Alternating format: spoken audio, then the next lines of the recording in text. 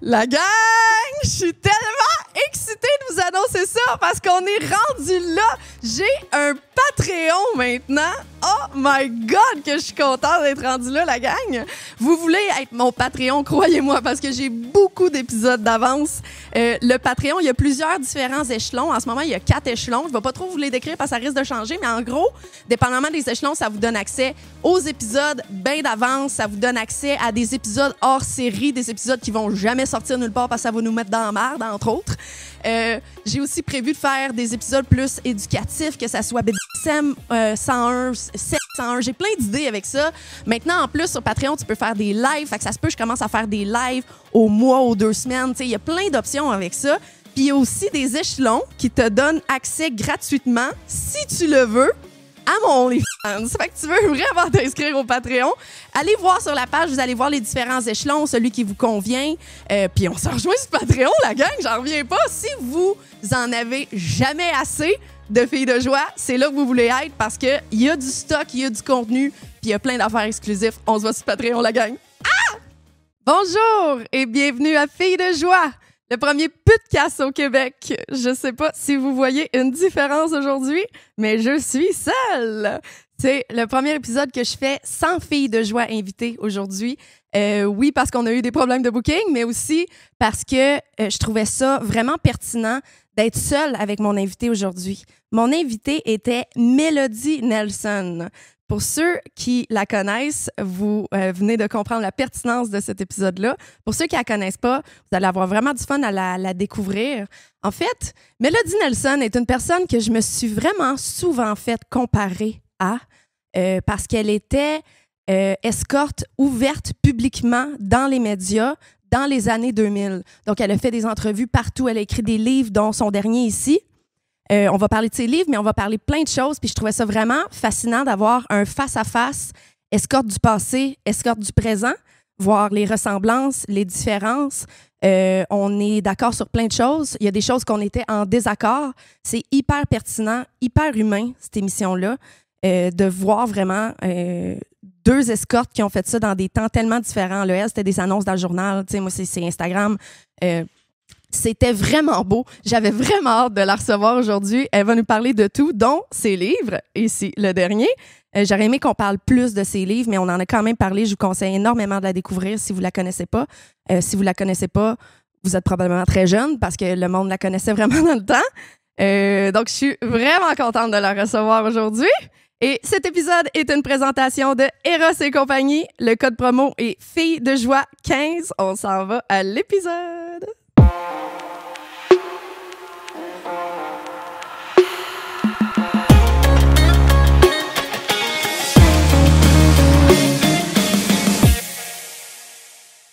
Mélodie Nelson. Sonia. Bonjour Mélodie. Allô. Je suis tellement contente de t'avoir aujourd'hui. Surtout pour mon premier épisode sans co-animatrice.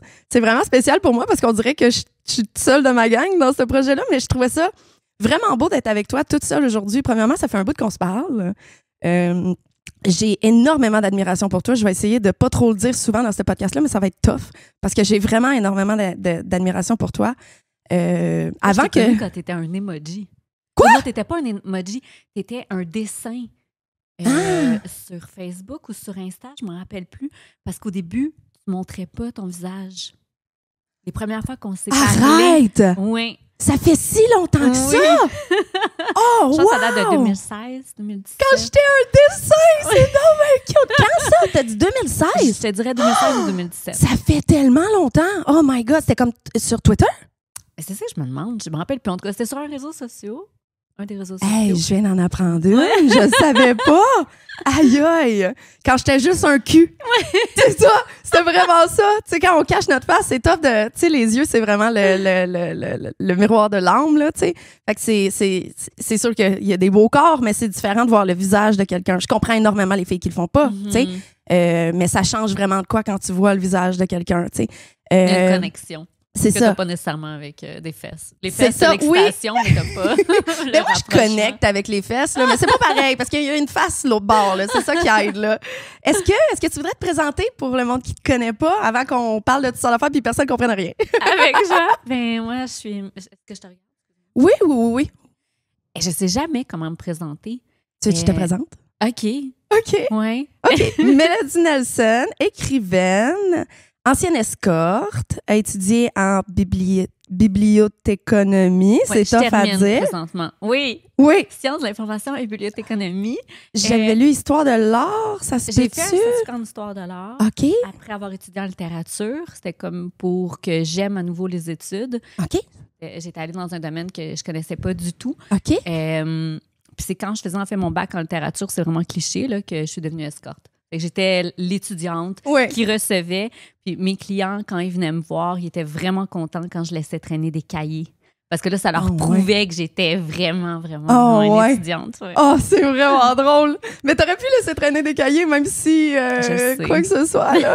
Mais comme, est-ce que ça les faisait sentir bien dans leur morale par rapport à ça, vu que tu payais tes études avec ça, puis pas genre ta drogue ou whatever? Exactement. Je pense que Arrête. c'est ça qu'ils se disaient. Ouais. Je pense qu'ils étaient vraiment rassurés. Ils se disaient, je suis la bonne personne grâce à qui elle peut continuer d'aller à l'école. Oh my God! Ben, OK, whatever it takes, là, pour eux autres qui se sentent bien, là, tu sais.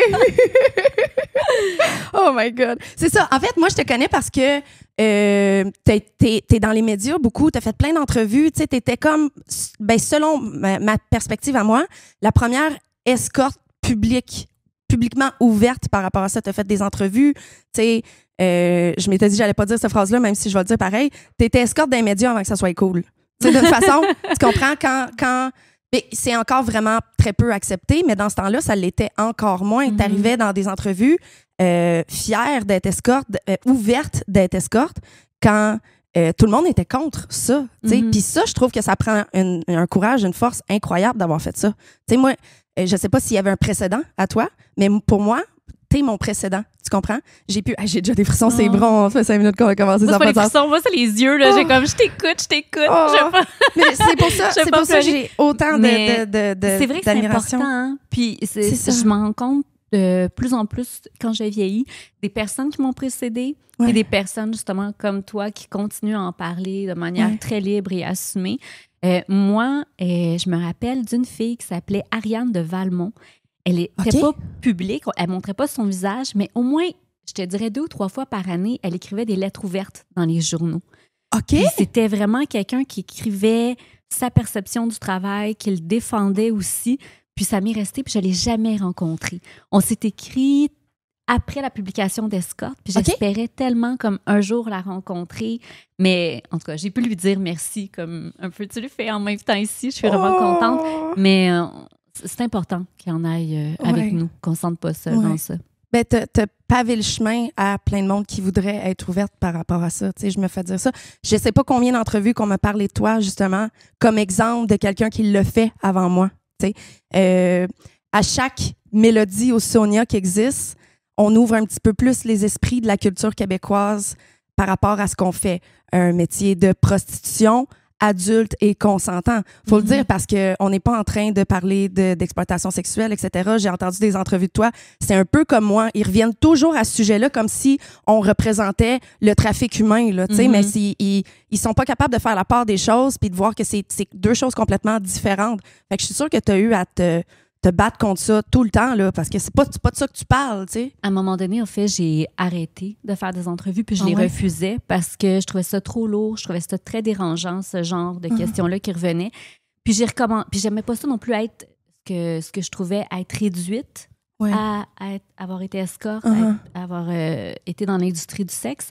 Mais finalement, je me suis dit, j'ai ce privilège-là que j'en subis pas de conséquences de le dire à visage découvert, que j'ai fait ça. Alors, je continue. Quand on m'invite, je dis oui. Le nombre de débats qu'on doit tout le temps dire, oui, j'ai le droit d'exister. Oui, les autres personnes dans l'industrie du sexe ont le droit d'exister, ont le droit d'avoir des bonnes conditions de travail, etc., etc. J'ai l'impression qu'en fait, c'est des entrevues dans lesquelles je dois dire j'existe pour vrai. Là. Puis ce que j'ai fait, c'est vrai, parce que ça revenait souvent aussi le fait que je devais mentir, que ce que je racontais, c'était pas vrai. OK.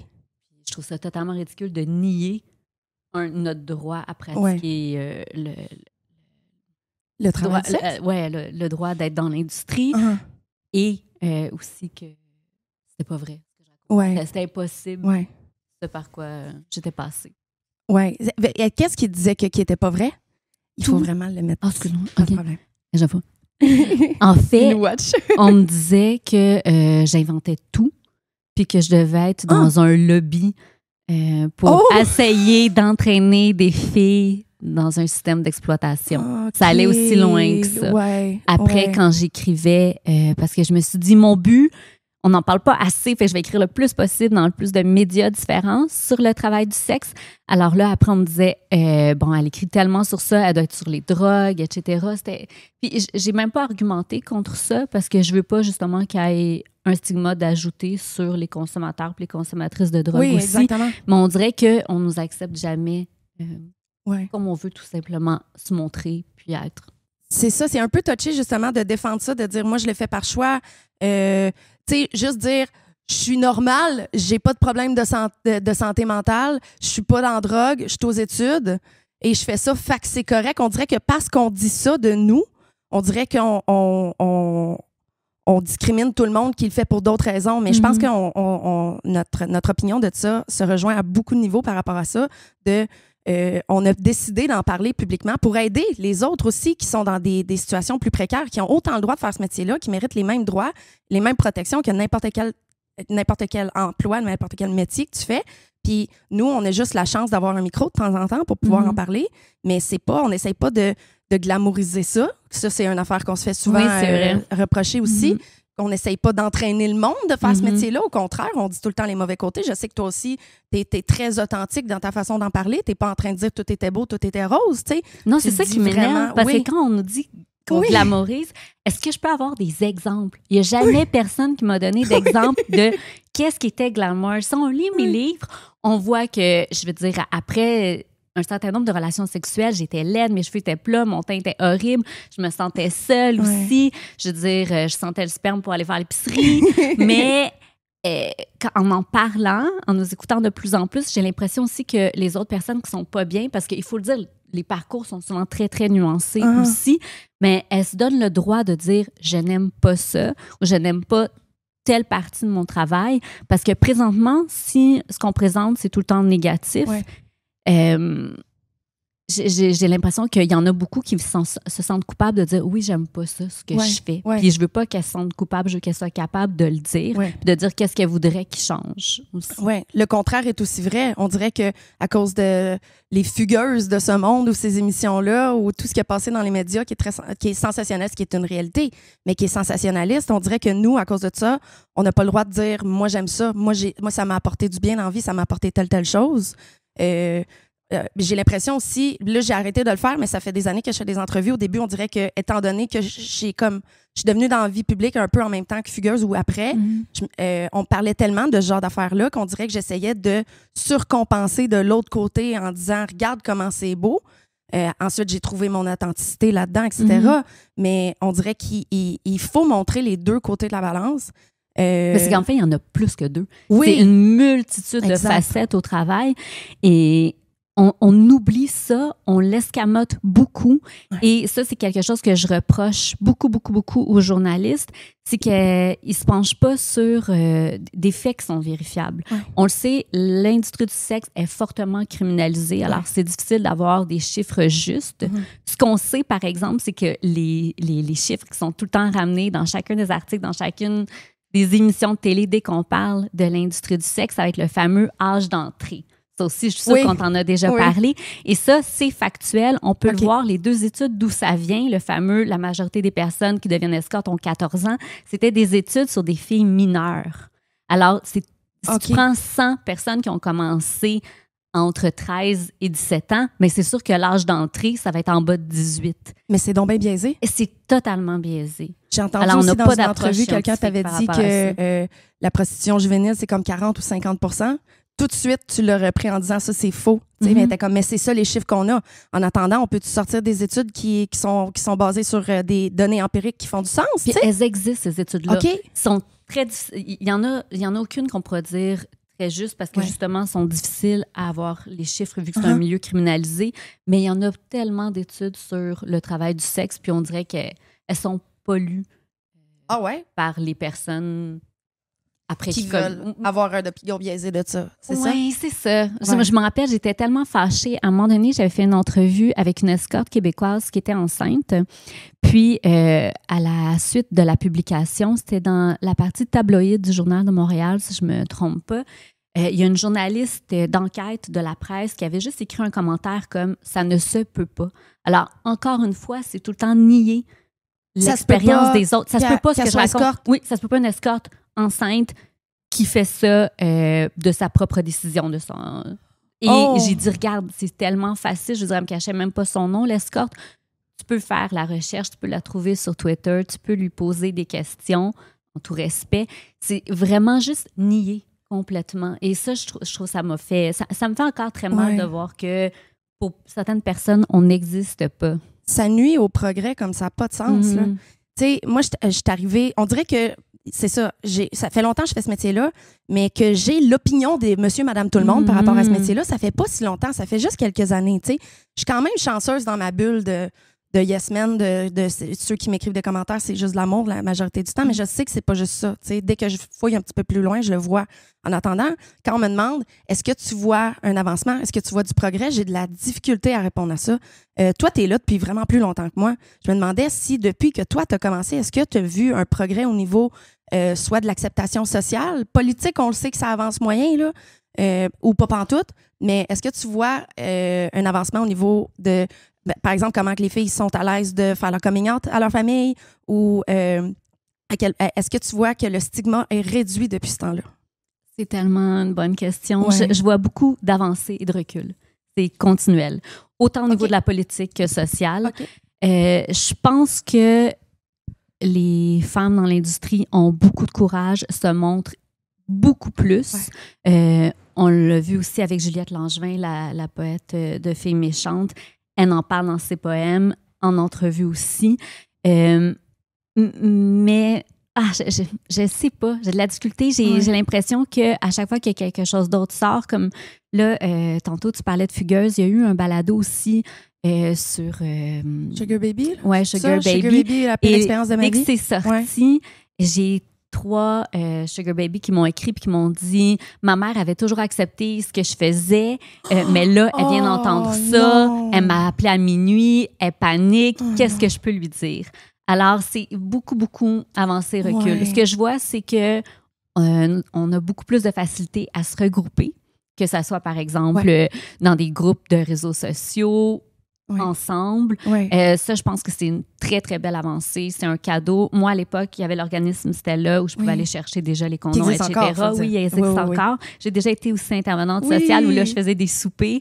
Et ça, j'en revenais pas, par exemple. Quand j'ai été engagée chez Stella, on m'avait dit, tu vas t'occuper du bulletin stellaire. Le bulletin stellaire, c'est là où on parle des clients, ou des fêtes, etc. C'est comme un genre de grosse infolettre qu'on reçoit, là, qui est très, très, très utile. Il y a des travailleurs du sexe qui nous écoutent. C'est gratuit. Inscrivez-vous à ça. Il y a tellement de ressources là-dedans. En fait, entrez en contact avec Stella en général là, pour n'importe quoi. Ils sont là pour vous. Puis le bulletin, on peut le recevoir en ligne aussi. Oui, c'est ça. Moi, je le reçois par courriel. Il est beau quand tu le reçois sur papier. Là, on dirait... Je suis contente de voir qu'ils ont l'air d'avoir du budget. On a tellement de ressources en plus, les travailleuses du sexe. Moi, je trouve, là, on a vraiment tous les talents. Pour vrai, c'est incroyable. Puis, mais c'est ça, quand on m'a engagée, je faisais le bulletin stellaire. Puis on m'a dit, tu vas t'occuper des soupers communautaires. Fait que j'étais comme, OK. Moi, je pensais que je serais juste comme là, disponible, à la salade de macaroni, genre. C'est moi qui faisais les repas, puis j'avais jamais fait ça de ma vie. Oh, pour vrai, je pense que je faisais des jokes, mais c'est vrai. Non, c'est vrai. C'est toi qui je faisais les salades de macaroni. Oh, c'est tellement cool! Mais c'est cool justement parce qu'il y a plein de femmes, je suis sûre, qui viennent là puis qui n'ont pas de groupe de support du tout, là, qui sont seules dans leur métier puis qui enfin peuvent parler à quelqu'un. Tu sais, on a tout appris de quelqu'un dans ce métier-là. C'est tellement important. Il y a vraiment une différence entre les filles qui l'ont fait par eux-mêmes, qui ont commencé, qui n'ont pas d'amis, qui fait ça, qui sont pas dans une agence, même si je ne prône pas du tout les agences. C'est quand même un network autour de toi qui va t'apprendre des choses. Mais moi, j'ai tellement appris des participantes en tant que telle. Oui, c'est ça. Parce que ça aussi, c'est quelque chose que j'aime répéter. Ça me dérange pas si les gens ont des préjugés sur ce qu'on fait parce que moi-même, j'en avais. Ouais. Quand j'étais Pareil. escorte, j'avais plein de préjugés sur les danseuses que je connaissais pas du tout. Pendant que tu étais escorte? Oui. OK. Puis je me pensais tellement supérieure, Ouais. etc. Mais il y a plein de danseuses qui disent au moins je suis pas escorte. Fait que il y a ça aussi là. Mais quand j'ai commencé comme intervenante chez Stella, j'ai rencontré des filles de toute l'industrie, là, que ce soit des masseuses, danseuses, webcam, films porno, etc. Puis là, j'ai comme fait un petit reality check. Je me suis dit,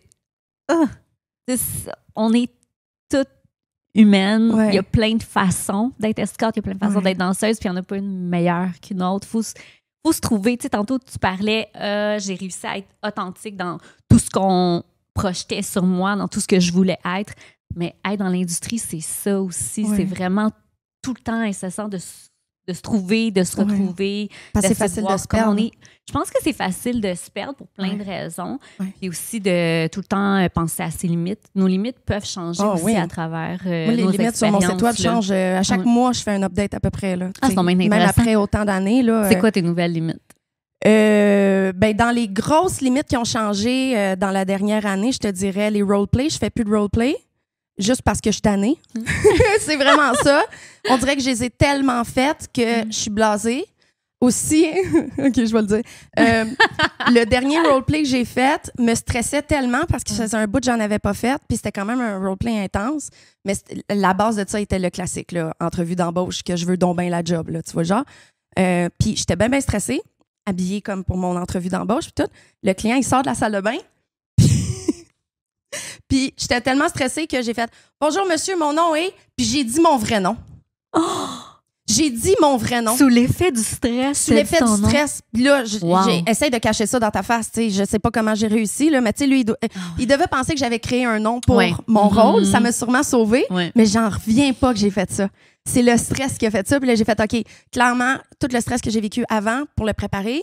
Puis là, que ça arrive, c'est un signe qu'il faut que je l'enlève de mes limites, là, que je le mette dans mes limites, finalement. Là. C'est plate parce que c'est sûr qu'il y a plein de monde qui aime ça, etc. Mais moi, c'est plus pour moi parce que je suis rendue à un stade dans ma carrière que je peux vraiment me permettre de choisir ce que je veux faire. Je peux sélectionner. Fait que je vois pas pourquoi je le garderais juste parce qu'il y a bien du monde qui aime ça. S'ils veulent venir me voir. C'est la même chose quand j'ai arrêté de faire de l'anal il y a plusieurs années. Je me suis dit, je vais perdre plein de clients qui tripent sur l'anal. Ils sont restés. Ils vont aller chercher leur anal ailleurs. Mais s'ils veulent être avec moi, ils vont trouver... Il y a d'autres trous, je sais pas. Ça n'a pas changé beaucoup à ce niveau-là, mais moi, ma vie va vraiment mieux depuis ce temps-là. J'ai beaucoup moins de stress au travail, etc. Parce que je sais que je m'en vais voir quelqu'un qui a été très bien screené puis que je sais que ça va être quelqu'un de gentil ou quelqu'un que je connais déjà, que je sais déjà que j'ai du plaisir avec. Parce que sinon, je déciderais que je le revois pas. T'sais. Fait que ça fait que mes journées de travail sont vraiment le fun. Ouais. Hey, j'ai plein de questions que j'ai même pas regardées encore. Ben, en fait, on a un peu répondu à ma première quand je disais qu'est-ce que tu répondrais à ceux qui disent qu'on fait la promotion du travail du sexe? Parce qu'on dirait que dans la tête des moldus, que je les appelle, le monde qui sont pas dans le travail du sexe, c'est ça qui revient vraiment beaucoup, c'est que vu qu'on est vocal par rapport à notre métier, le fait d'exister est un peu une protestation en tant que telle, une manifestation. Puis là, à cause de ça, on fait la promotion du travail du sexe puis on encourage le monde à aller dans le travail du sexe parce que nous, on est bien là-dedans. T'sais, qu'est-ce que tu répondrais? Moi, je réponds tout simplement, en fait, que c'est la promotion des droits des personnes dans l'industrie du sexe. Puis j'ai rien d'autre à ajouter. Je vois vraiment pas ça comme une promotion. C'est déjà difficile de publiciser ses services. Je veux dire, j'ai pas d'agence. Je pourrais pas dire venez. En fait, je refuse de répondre aux personnes qui me demandent des conseils pour rentrer. Parce que je veux vraiment pas contrevenir justement légalement à ce qui est permis ou non. C'est vrai que répondre à quelqu'un qui me dirait quoi faire, ça peut être vu comme encourager la prostitution.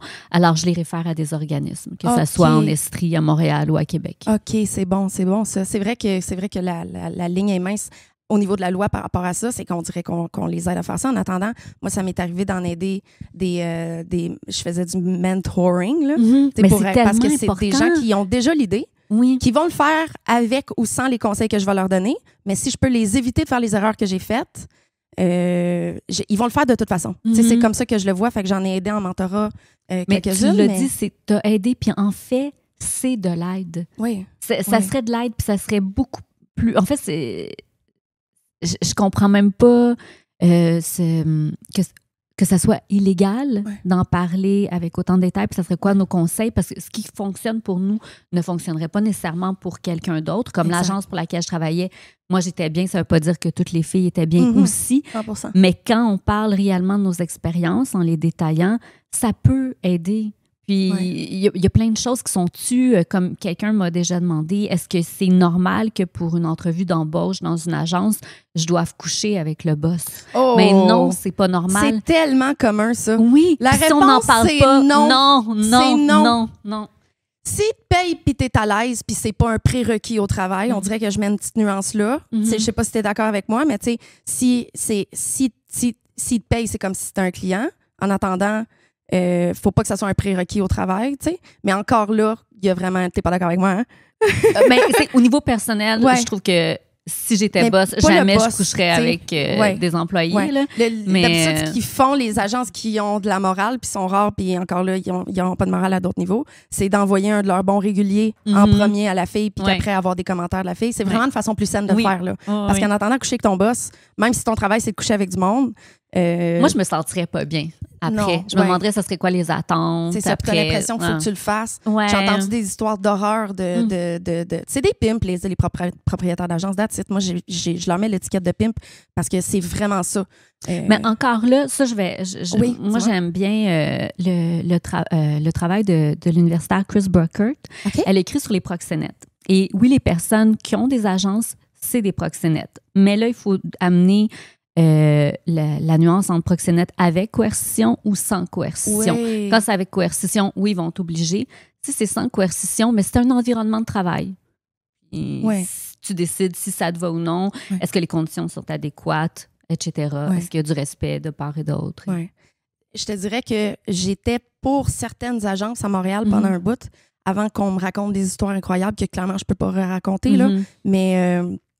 à cause de ça, je les mets dans cette catégorie-là parce que même les agences qui sont censées être ceux qui traitent le mieux leurs filles, il y a des histoires qui m'arrivent de première ligne là, par rapport à ce que ces gars-là ont fait. Mais pour moi, c'est un des dangers de la criminalisation du travail du sexe. C'est que justement, ils travaillent dans une certaine, pas impunité, là, mais je veux dire, c'est déjà criminel ce qu'ils font en ayant une agence. Et peut-être qu'ils s'en permettent plus. Si on pouvait porter plainte plus facilement, si on avait des recours, si on avait des exemples de personnes qui ont poursuivi justement des boss d'agence. Mais sinon, je trouve que c'est représentatif de n'importe quel milieu. Je veux dire, on le voit dans les journaux avec tous les scandales sexuels qui sortent. Je pense qu'il n'y a pas un milieu... qui est exceptionnel puis qu'il ne se passe pas quelque chose de mauvais du côté ressources humaines ou agression ou harcèlement psychologique, etc. Puis plus quelque chose est dans le background, qu'on essaye de le cacher sous le tapis, plus il va en avoir des histoires comme ça. Souvent, les filles qui commencent dans une agence, quand mon ex a commencé dans une agence, elle a juste envoyé elle a rempli le formulaire sur leur site. Puis le lendemain, ils l'ont mis dans une chambre sans même la rencontrer. Ils ont juste vu des photos d'elle. T'sais. Elle n'a eu aucune ressource. Elle ne savait pas comment faire son travail. Si ses clients arrivaient et ils disaient, ben oui, ils font ça sans condom. T'sais, elle l'aurait cru si c'était pas qu'elle avait moi qui faisait déjà ça. Tu comprends? Mais pour moi, c'est ça. C'est pas normal. Si on pouvait en parler plus librement de ce travail-là, on pourrait le dire. Ça se fait pas. Moi, j'ai été chanceuse. C'était dans une annonce parce qu'à l'époque où j'ai commencé, ben on le voyait dans le Mirror, dans le Journal de Montréal, recherche escorte, blablabla. Et j'ai répondu à une agence. Pourquoi je l'ai choisi? C'est parce que c'était du in-call. J'avais commencé en call, j'avais pas aimé ça. J'ai fait du in-call, puis la femme qui dirigeait... In-call, c'est quand les clients viennent à toi. Out-call, c'est quand tu vas au client. Juste pour préciser pour les gens. C'est ça. Vocabulaire de Moldu. Oui, c'est ça. On va vous aider, la gang. On veut rendre ça le plus... Puis je recevais, en fait, dans un 3,5 à quelques minutes du métro Place des Arts. Oh, nice! Puis la personne qui le dirigeait, c'était une femme, je pense, d'une quarantaine d'années. Puis elle m'a rencontrée, elle m'a parlé du déroulement, de ce qu'elle attendait de moi, par exemple, changer les draps, etc. Puis elle a répondu à toutes mes questions. Ah, c'est le fun, c'était pas ça. comme tu commences. Moi aussi, mon agence était dirigée par une femme, puis je pense que ça l'a vraiment aidé. Est-ce que c'était une ancienne escorte? J'en ai aucune idée. Tu sais pas? J'ai jamais parlé avec elle de ça. La première agence dans laquelle j'ai travaillé, c'était une femme aussi qui le dirigeait. Wow. Mais j'étais beaucoup moins proche d'elle. Je ne l'ai jamais rencontrée, c'était au téléphone. Mais celle qui dirigeait la dernière agence pour laquelle j'ai travaillé, son fils, c'était comme notre garde du corps, qui avait un appartement devant devant celui où je travaillais. Puis lui, j'ai encore des contacts. Fait que ça, je trouve ça vraiment le fun. Ouais. Ça fait combien de temps? Ben, c'est quand ta première journée d'escorte, mettons? C'est en quelle année? Tu sais-tu? Je le sais pas. Tu sais pas? J'ai arrêté comme en 2006. T'as arrêté en 2006? Ouais. Wow! Ça fait vraiment... C'est ça, ça fait longtemps. Et je sais pas c'est quoi. C'était quand ma première journée. Il faudrait que je regarde mes journaux intimes. Mais ma première journée, je pense que c'était en hiver. Je savais pas que ça faisait si longtemps que ça. Ouais. On a vécu comme la même expérience à des années-lumière de différence quand tu penses à ça. Vraiment. Mais tu es encore tellement présente dans le milieu du travail du sexe, même si tu le fais plus. Mais après, j'ai fait de la webcam. J'ai fait différentes choses. Ouais. J'ai fait de la webcam avant, j'ai fait de la webcam après. J'ai été serveuse sexy. J'aime tellement dire que j'ai été serveuse sexy. Je l'ai été tellement pas longtemps parce que je l'ai fait en plein hiver. Alors, oublie ça. C'est quoi une travailleuse sexy exactement? Une serveuse sexy, c'était au Princesse de Schlaga. C'est un petit restaurant de déjeuner. Okay. Avant, il y en avait plusieurs à Montréal. Puis là, je pense que c'est le dernier. Puis il s'appelle maintenant Les Coquines. Ça me dit quelque chose, OK? C'est vraiment comme dans une rue déserte dans Schlaga. C'est incroyable. Puis j'arrivais comme à 5 heures du matin. OK. Je prenais le taxi, puis le chauffeur m'appelait tout le temps la petite princesse, etc. OK. Puis, à l'époque, notre habit, notre uniforme, c'était un petit paréo qu'on mettait, puis à la fin de notre chiffre, on le mettait comme dans une corbeille, puis c'était tout. Fait que pendant comme la journée, il bougeait, là. Fait que le trip des clients, c'était de voir le vent poigné un dedans, peu plus que ce qu'on montrait, mais OK. l'hiver, je pouvais pas cacher de mouchoir nulle part, là. J'avais vraiment juste mon paréo, fait que faire des allers-retours, genre assiette de bacon, puis toilette pour me moucher, ça marchait pas. Alors, j'ai arrêté à cause de ça. Mais bref, j'ai l'impression, de tout le temps avoir été un petit peu dans l'industrie. OK. T'as utilisé ton sexe, ton corps, beaucoup pour les différents métiers que t'as fait dans ta vie, finalement. Oui. Puis, mais quand tu me demandais ça, ma première journée, c'était en hiver aussi, parce que je me rappelle que je savais pas comment m'habiller. OK, c'est ça. Tu sais pas, hein? God, tu sais pas. Puis je pensais vraiment qu'il fallait répondre aux clichés aussi de c'était quoi une escorte. Pour moi, dans ma tête, les clichés, c'était rouge à lèvres rouges et... Fishnet? Les fishnets, mais aussi là, les bas jartelles. Oui. Moi, j'avais des bas jartelles. J'ai réussi à me cogner partout dans mon appart. J'en ai ruiné au moins 2 paires. C'était ridicule. C'est tellement tough à mettre les premières fois aussi, tellement la pine. Là. Oh my God. Puis là, j'en avais des autocollants.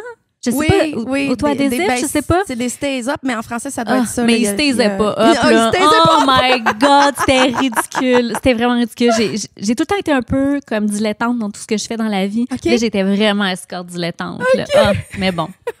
Non, c'était drôle. Est-ce que tu te souviens de ton premier client? Ouais. C'est sûr, on n'oublie jamais son premier client. C'est comme tu as dit, c'était un régulier. Donc, de l'agence, ouais, c'était un régulier de l'agence. Donc, elle savait qu'il était vu comme étant gentil avec les escortes, puis que probablement après, il ferait son compte rendu de comment j'étais. C'était dans un motel où Marie-Chantal Toupin allait chanter dans le restaurant. Le même jour? Oui. Mais voyons donc! Ça fait très 2006. Pas 2006, ça va ça même. C'est ça, début 2000, à Longueuil. Puis c'était un monsieur, je dirais, d'une 50aine d'années. Il y avait, comme lui, son trip dans la vie, c'était d'avoir des passions puis des hobbies incroyables, mais qui duraient 2 semaines.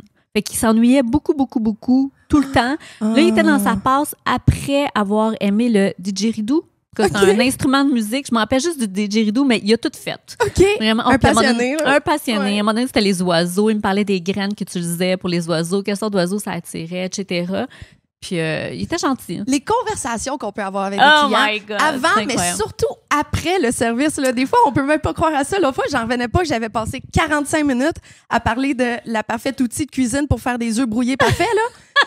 Finalement, c'est une cuillère en bois. C'est ça qu'il m'avait dit. J'avais des grosses discussions par rapport aux œufs brouillés pendant 45 minutes. Je trouvais ça tellement absurde. Ouais. Je le regardais puis j'étais comme... je faisais pas semblant d'être intéressée. Je voulais vraiment savoir comment il faisait ces œufs durs, là. Mais dans ma tête, j'étais comme... C'est tellement absurde ce qu'on vit, là. Voyons donc le salaire que je payais pour parler d'œufs brouillés en ce moment, là, tu sais. Mais c'est tellement beau, ce genre de conversations-là, tu sais, qui peuvent être hyper profondes, mais hyper de surface en même temps, puis hyper frivoles. Ça fait juste du bien, tu sais. Il y a encore plein d'eau dedans. Il coule.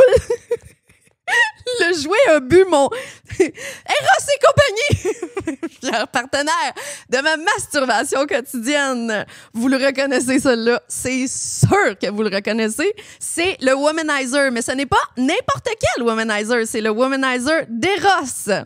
Découvrez le Womanizer Eros d'Eros et compagnie, un stimulateur clitoridien à air pulsé de renommée mondiale. Repensez avec les couleurs d'Eros pour votre plus grand plaisir. Optez pour le Womanizer et profitez d'une stimulation incomparable qui vous garantit des orgasmes plus rapides et la possibilité d'enchaîner plusieurs orgasmes de suite. Ah, ça, s'il y a bien une affaire qui est vraie à propos du Womanizer. Puis là, je vous présente un jouet, mais comme je disais à mon réalisateur tantôt, il n'y a personne qui va découvrir le Womanizer à cause de moi. Là. Tout le monde le connaît parce que c'est le jouet le plus vendu au monde. Et maintenant, Eros et compagnie a son propre Womanizer et j'ai eu la chance de l'essayer hier soir. Je me suis couché tôt, la gang, après ça. Là, je pense que vous n'avez aucune idée. La preuve, comme vous avez pu voir, là, si je le mets au montage, il coule. Il coule encore. Je suis désolée, c'est dégueulasse. Ce qui est cool avec le Womanizer, là, pour ceux qui ne l'ont jamais essayé, dans quel monde tu vis, là, c'est vraiment le jouet que tout le monde aime. Ça a changé. C'est un game changer dans le monde des jouets, ce jouet-là, le jouet à pulsion d'air, là, comme ça. Là. Si tu n'en as pas un, achète celui Eros. Tant qu'à en avoir un, là, achète celui d'Eros. C'est vraiment plus cool. C'est une compagnie québécoise. Là, tu veux encourager ça. Ce qui est cool avec un Womanizer, là, c'est que les orgasmes sont vraiment plus rapides. C'est ça que les femmes ils disent. Si l'orgasme vient vraiment plus rapide, ils sont vraiment plus profonds. Puis souvent, tu as des orgasmes multiples. Même pour les femmes qui n'ont pas l'habitude d'avoir des orgasmes multiples, on dirait que celle-là, ça s'en va t'as cherché, là, t'as fini, puis c'est comme, non, il n'est pas fini, puis ça va t'en chercher un autre, là, c'est malade. Puis il y a une autre affaire vraiment cool avec le Womanizer. En tout cas, celui-là, là, c'est sûr qu'il y en a des millions de sortes, là, mais celui-là, il est vraiment ultra discret. Tu l'entends pas. Si t'es dans la pièce à côté, là, mettons, là, qu'il y a quelqu'un dans la pièce à côté, là, qu'il faut pas qu'il sache, là, tes parents, tes enfants. C'est weird ce que je suis en train de dire, mais tu comprends, là, si tu te crosses en cachette, c'est ça que je veux dire. Si tu te crosses en cachette, Womanizer, c'est vraiment un bon jouet pour toi. C'est vraiment un game changer pour comprendre comment fonctionne ton corps au niveau des orgasmes. Il y a beaucoup de femmes qui sont dans la situation qui n'ont jamais réussi à atteindre l'orgasme. C'est vraiment plus commun que ce qu'on pense. Et le Womanizer a changé la vie d'énormément de femmes. Si tu as des jouets sexuels, puis que t'aimes ça, mais bof, ou whatever, puis que t'as jamais essayé un Womanizer, c'est le temps, avec mon code promo, fille de joie 15, fille avec un S, il te faut un Womanizer, la gang, et celui d'Eros est le meilleur choix à faire. On se retourne à l'épisode, la gang. T'sais, moi, en fait, être escorte, ça m'a appris à parler avec les gens. Ah, 100%. Ça m'a appris l'anglais. Moi, oui, ouais, aussi. Pareil, hein? Oui, ouais. Puis c'est quelque chose que je regrette depuis que je suis plus escorte. Je le pratique plus, mon anglais. Ouais. J'écoute des émissions télé, je lis en anglais, mais je parle plus avec les gens. Fait que j'ai vraiment perdu ça. Mais, non, les conversations, ou des fois, les manques de conversation. Moi, il y a des personnes avec qui ça marchait juste pas.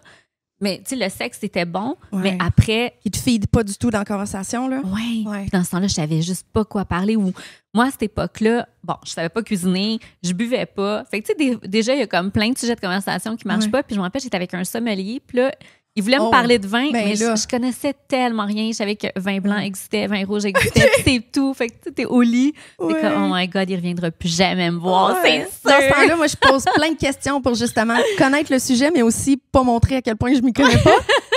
Comme ça, je vais l'apprendre, mais j'ai aucune connaissance là-dedans. Même aujourd'hui, c'est sûr que là, je bois plus depuis 1 an et demi, mais même avant ça, si on me passe la carte des vins, je la passe au client. Là, j'ai pas question que je vive ça. Là, je m'y connais vraiment pas assez en tout ça, du tout. Puis je fais pas semblant de m'y connaître non plus. Ça fait surtout si t'es avec un sommelier, ça fait son temps de faire semblant de te connaître en cépage puis en whatever. Là, non. Fait que, OK, c'était un monsieur de 50 ans. T'étais quand même jeune à ce moment-là. T'avais quoi, 19? 19, je pense que j'ai lu? Oui, j'avais 19. 19. Oui, excuse-moi. Oui, j'avais 19 ans. Est-ce que c'était difficile pour toi d'avoir un client qui avait autant de grosses différences d'âge avec toi? Non. Dès le début? Oui, dès le début, ça me dérangeait pas parce que, je pensais que les escortes portaient des borisés, avaient du rouge à lèvres, puis que tous les clients auraient genre 65 ans et plus. OK, t'étais déjà prête mentalement à ça. Fait que j'étais super prête mentalement, ça me dérangeait pas. Puis ça a été une belle expérience de voir, en fait, que les clients, c'est monsieur tout le monde. Monsieur et madame tout le monde. Mais surtout puis monsieur. Ils ont tous les âges aussi, vraiment. C'est vrai, hein? C'est vrai qu'on... ouais. Puis ça, j'en entends beaucoup des clichés comme ça, justement, là. Ça doit être tous des hommes mariés dans soixantaine, là. C'est tellement pas ça. Tu sais, j'ai tellement beaucoup de clients plus jeunes que moi, là, à cette heure-là, tu sais. C'est incroyable. Ouais. J'ai des clients qui, oui, tu peux être PDG d'une grosse compagnie, mais il y en a qui travaillent à l'épicerie la nuit. Là. Tu sais, il y a vraiment de tout dans cette industrie-là. C'est sûr qu'il y en a que c'est plus facile pour eux de se permettre mes honoraires avec des métiers qui payent bien. En attendant, il y en a qui vont économiser pendant 6 mois pour venir me voir parce que c'est important pour eux. C'est c'est comme aller au spa pour eux. Ils économisent pour venir voir Sonia. Il y a toutes sortes de bonnes raisons pour venir passer un temps avec une travailleuse du sexe. Puis ça, on dirait que le monde s'attend juste que c'est le release, le sexe ou l'éjaculation. C'est tellement plus que ça. Si c'était juste ça, j'aurais des rendez-vous de 1 heure tout le temps. Là. Moi, j'ai des 3-4 heures. La majorité du temps, c'est toutes des 3 ou des 4 heures. T'sais. C'est pas vrai qu'on baise pendant 3-4 heures. T'sais. Mais on dirait que ça rentre pas dans la tête du monde que le travail du sexe, c'est pas juste du sexe. Oui, c'est un espace pour être avec quelqu'un d'autre. C'est ça. Que ce soit des fantasmes, que ce soit juste essayer d'être bien. Et je pense qu'il y en a beaucoup de clients, en fait, qui apprennent à être bien aussi grâce à nous. Puis moi, je sais que tantôt, je parlais qu'avec Stella, j'ai appris beaucoup, mais j'ai appris aussi beaucoup des clients. L'anglais, la conversation, mais juste accepter de vieillir. Parce que oui, j'acceptais, puis je me disais que c'était évident que j'allais coucher avec des hommes plus vieux. J'avais pas comme de dégoût à cette idée-là, mais c'est pas quelque chose que je trouvais nécessairement beau. Mais je les ai trouvés beaux, mes clients. Il y en a beaucoup que je trouvais beaux. Les veines, la peau qui devient plus mince aussi, qui devient quasi translucide. Non, il y a quelque chose de beau dans ces rencontres-là. Puis je glamourise pas ça en disant ça. C'est que depuis, pas depuis, je pense que j'ai toujours un peu aimé les gens, là, mais j'aime les gens. Puis c'est ce qui revient. Je dis souvent que peu importe le travail que je vais faire dans ma vie, l'uniforme est important. Oui! Puis les gens. les jartelles sont importantes. L'uniforme, oui. L'uniforme. Le paréo ou la résine. Le paréo ou comme maintenant, je souhaite être bibliothécaire, ben là, c'est les petits cardigans, les petites jupes. Le fantasme ultime de la bibliothécaire. C'est sûr que tu as déjà fait des roleplays de bibliothécaire avant. Jamais. Pour vrai? Ouais. T'étais pas trop roleplay, ça arrivait moins... C'était plus en webcam que je faisais du roleplay. Et là, j'ai tout eu, sauf des... Non, jamais bibliothécaire. Je m'en rappelle juste, en fait, un chat. On m'a demandé de faire un chat fâché. Un chat? Ouais. Ouais. Fait que moi, mes roleplays, là, c'est pas comme petite collégienne ou whatever. C'était... je sais que j'avais, à un moment donné, il fallait que je fasse une femme musclée qui se préparait à une compétition d'haltérophilie. Nice! Ouais, ça venait souvent. Puis je pesais 100 livres. Là. C'était totalement ridicule. Et le chat fâché. Alors, je fixais mon écran. OK, je vous le fais gratuitement. Puis je faisais comme... Et j'étais payée 5,99 la minute. Oh my God, je me demande d'où ça venait. Mais tu sais, encore là, tu vois, j'étais encore dans le pattern de ça vient d'où ça, mais s'il y a bien quelque chose que le travail du sexe m'a appris, c'est que tu le trouveras pas d'où ça vient. Là. Juste, je me suis fait demander ça il y a pas longtemps, la tenue d'écolière. Le monde est comme, qui demande ça? Y a-tu un archétype? Y a-tu une cohésion dans le genre de personnes qui demandent ça? J'ai vraiment cherché longtemps. J'ai fait, même, il y a pas plus de monde qui ont été au privé qui veulent cet uniforme-là que le monde qui n'ont pas été au privé. Il n'y a pas plus de monde qui viennent d'une grande ville où tu aurais vu ça sur la rue, les petites jobs d'écolière. Moi, je viens d'Abitibi, il n'y a pas d'école privée, il n'y avait pas d'uniforme nulle part. Je ne savais pas c'était quoi cet uniforme-là, vraiment. Peu importe d'où tu viens, tu peux avoir le fantasme du kit de schoolgirl, il faut le dire, là, pas de la schoolgirl. Oui, du kit, effectivement. Ouais. Parce que aussi, tu sais, j'ai commencé, j'étais plus jeune, fait que je me disais, peut-être que il y a un petit côté, peut-être, on va dire, culte de la jeunesse à ce niveau-là, mais je me le fais encore autant demander aujourd'hui. C'est cute. La petite jupe pour les fesses, c'est cute. Je comprends le fun de ça. C'est là où je m'interroge, c'est comment ça, c'est si commun? C'est plus ça. Ouais. C'est très, très commun. J'ai comme 15 kits d'écolière. C'est incroyable. Ouais. C'est pour ça que j'aime ça quand, en fait, les écoles secondaires choisissent de retirer la petite jupe à carreaux de leur uniforme. Il y en a de plus en plus qui sont unis. Ça, je trouve ça bien parce que je me dis, quand j'étais escorte, quand je faisais de la webcam, quand j'étais serveuse, etc., je me suis sentie très rarement comme un objet, mais je trouve que porter ça au quotidien avec le regard des autres qui voient dans cette tenue-là un fantasme possible, je trouve que c'est transformer les étudiantes parfois en objets. Ça, je trouve ça plus difficile. Il y a aussi le fait de mettre l'uniforme d'infirmière. Je m'étais fait parler de ça, que les infirmières étaient fâchées que ça soit rendu soit un costume d'Halloween ou un kit pour pour vivre des expériences de fantasmes, etc. J'ai entendu les deux côtés de la médaille à ce niveau-là. Je sais pas encore où je me situe là-dedans. Moi, je trouve... Je peux comprendre si elles se font harceler en milieu de travail. C'est vrai ce que j'allais mais il dire. faut C'est dire que me je pense pas que c'est à cause de leur habit.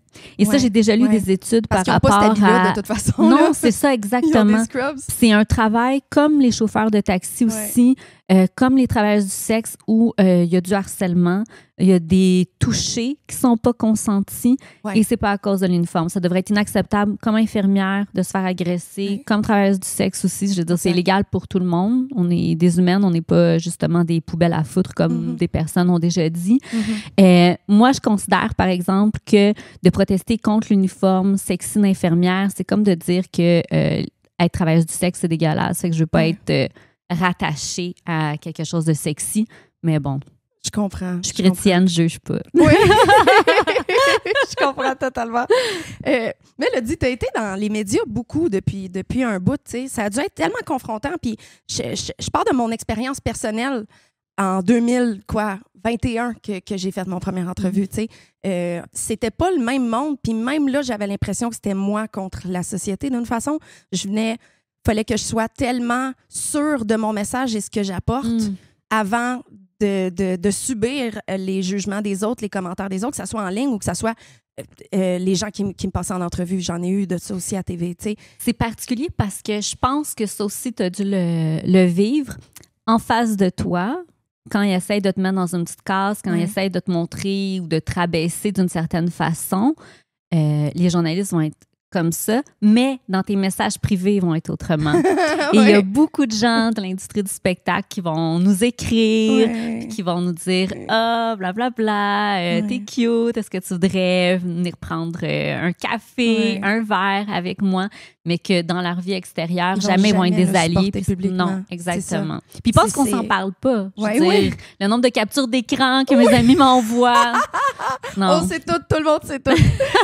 Mais c'est tellement de l'hypocrisie. Mais encore là, je les blâme, ces gens-là, mais je blâme aussi la société à cause de ça. T'sais. En attendant, j'ai l'impression que, dépendamment de l'entrevue que tu as faite, tu arrives là, la personne, l'animateur, l'animatrice a un peu un devoir de ne pas être complètement de ton bord. Des fois, parce qu'il va se faire critiquer ça. Je sais vraiment pas. Je pense que souvent, dans le milieu journalistique, on dit qu'on a besoin justement du pour et du contre. Pour des sujets comme des enjeux sociaux importants comme le travail du sexe, on oblige ça. C'est très rare qu'on va lire un article où il va avoir juste un côté, une femme qui dit qu'elle a pris la décision par elle-même de rentrer dans l'industrie. Ouais. Toutefois, quand on lit, par exemple, sur d'autres enjeux très importants comme l'avortement, on y pense pas ou on y pense plus maintenant de dire « Oh, telle personne, elle est allée en clinique pour interrompre une grossesse de manière volontaire. » On n'aura pas après, 2 paragraphes plus loin, quelqu'un qui est traumatisé de son expérience avec l'avortement. Alors, je pense que c'est pas obligatoire, ce fameux pour ou contre, ce fameux « il faut absolument plaquer quelque chose pour montrer qu'on est contre ». Je pense que ça nécessite beaucoup d'ouverture de la personne qui fait les entrevues et je pense que cette ouverture-là n'est pas toujours au rendez-vous. Elle ne serait pas nécessairement critiquée si elle faisait juste être à l'écoute. Comme nous, en tant que travailleuses du sexe, on doit l'être tout le temps. Et c'est incroyable justement ce qu'on réussit à apprendre grâce aux personnes si on les écoute. C'est incroyable. Puis il faut s'oublier. Je veux dire, quand tu fais une entrevue, pour un article dans un journal, c'est pas toi le sujet, tu dois te retirer. Tu dois pas... c'est pas ton avis. La question de neutralité, elle est là, puis être neutre, c'est pas nécessairement de dire tous les pour ou contre. Oui, mais on dirait que comparé à d'autres enjeux, par exemple le racisme, ça serait pas socialement accepté d'être contre un antiracisme, pour le mettre comme ça, mais on dirait que ça serait socialement accepté d'avoir des propos putophobes quand tu es l'invité sur leur show, mettons. Ça, c'est un problème de société. J'ai l'impression que on n'est pas encore rendu au stade que ça n'a pas de sens en 2025 qu'on se dise le travail du sexe est un travail puis que cette opinion-là soit controversée avec certaines personnes. Ça n'a pas de sens qu'on ait encore besoin de dire que notre travail est un travail. On part à la crise de base, là, que c'est un travail. Je pense que quand même, si on prend l'exemple du racisme, on va toujours diminuer l'expérience de l'autre quand même. Parfois, on ne croira pas aussi la personne qui dit avoir été victime de racisme. On va trouver des exemples, des anecdotes pour montrer que c'est pas le cas. Ce qui est intéressant avec le travail du sexe, c'est que ça rassemble aussi ça. Je veux dire, il y a des expériences de racisme dans le travail du sexe, il y a tous des exemples de sexisme, etc., etc. Mais je suis totalement d'accord, c'est pas normal. Et c'est un travail, puis c'est pas normal aussi qu'on doive tout le temps dire on parle vraiment de travail du sexe, on ne parle pas de trafic, on ne parle pas d'exploitation. C'est tous des sujets différents, mais c'est vrai qu'il faut tout le temps le marquer, sous-peser, vraiment le dire. Entre toi et moi, on parle de travail du sexe. C'est ça. À un moment donné, si vous voulez faire un article sur l'exploitation, ça existe. On ne le nie pas, justement. Ça existe, l'exploitation. Mais quand on parle de travail du sexe, on n'est pas obligé de le ramener. Exactement. C'est pour ça que j'ai hâte d'avoir quelqu'un qui a vécu une expérience d'exploitation sexuelle aussi sur mon show pour qu'on puisse parler de ça. Je peux pas en parler, moi. J'ai toujours fait ça de façon consentante de mon propre chef. Je peux pas parler de ça. Je peux juste donner ma tribune à quelqu'un qui va pouvoir aider à changer les choses par rapport à ça. Mais c'est fascinant parce que j'ai donné l'exemple parmi tant d'autres du racisme, mais oui, il y en a du racisme dans notre industrie. Je suis curieuse de savoir comment c'était dans ton temps comparé à dans le mien au niveau des annonces qui disent « je veux pas de clients noirs ». Peut-être que les gens qui nous écoutent sont pas au courant, mais c'est quelque chose qui est très commun encore aujourd'hui. Très commun, j'exagère peut-être. On le voit beaucoup dans les annonces des filles qui disent « no black and brown clients ». Est-ce que c'était quelque chose qui était qui existait dans ton temps? Est-ce que c'était plus? Est-ce que c'était moins? Je peux pas comparer, mais oui, c'était très commun. Okay.